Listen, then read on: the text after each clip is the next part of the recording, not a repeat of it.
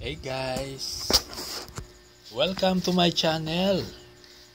Kumusta na po kayo? Guys, kwentuhan muna tayo kahit saglit lang. Eto, pagkatapos po ng trabaho po natin. Ito po yung trabaho po natin na paggawa ng mga corporate office uniforms. Ayan guys, oh. Ito yung mga ginagawa po natin. Plus, ayun po. Yung mga ito po. Ito mga barong na for finishing ay medyo nagpahinga po muna tayo ng konti. Mag-relax muna tayo ng konti guys at makipagkwentuhan po muna ako sa inyo mga kaibigan. Kumusta na po kayo?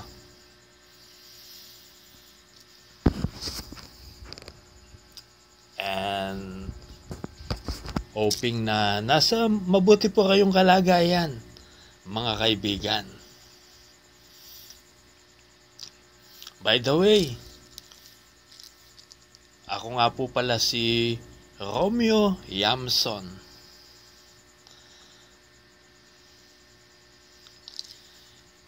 And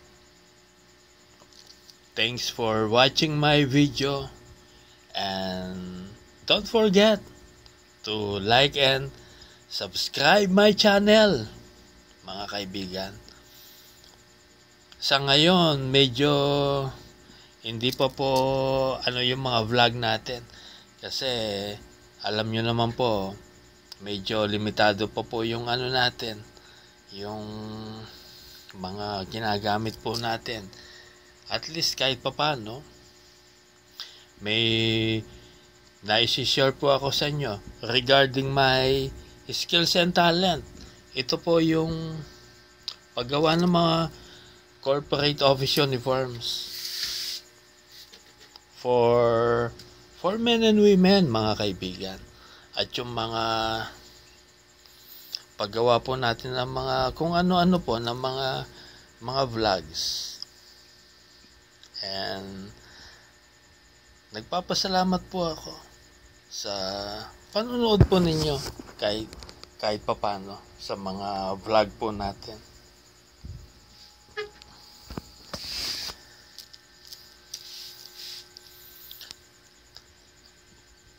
Pwede po kayong mag-comment kung ano po yung maganda po natin na i-vlog about sa pananay, sa dressmaking, tailoring. Yun po yung skills po natin, mga kaibigan. Ito po yung paggawa ng mga corporate office uniforms. Ito po yung skills po natin, talent na pinagkaloob ng ating creator. At the same time, mga kaibigan, ito yung naging stepping stone ko po para makatapos po ako ng kolehiyo. And alam po ninyo, mga kaibigan, life is a continuous learning. Kaya tuloy-tuloy po. Habang may buhay, may pag-asa. Tuloy-tuloy ang pag-aaral po natin habang tayo po ay nabubuhay. At huwag po tayo mawawalan ng pag-asa. Kung ano po yung talent na pinagkaloob po ng ating creator. Ano man po ang pinaniniwalaan po ninyo. Isa lang naman po ang ating Diyos. Ano man po ang reliyon po ninyo. Ang importante ay yung ating mabuting gawa. Yung ating good deeds sa ating kapwa. Mga kaibigan.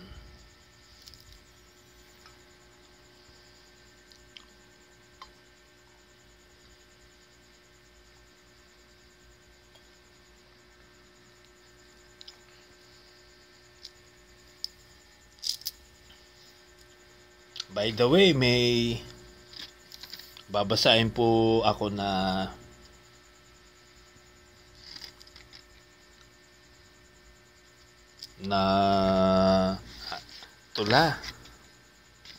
tula or whatever, beautiful words. Ito po yung Desiderata, mga kaibigan. Napakaganda po ng message po nito na nakasulat sa wikang Ingles.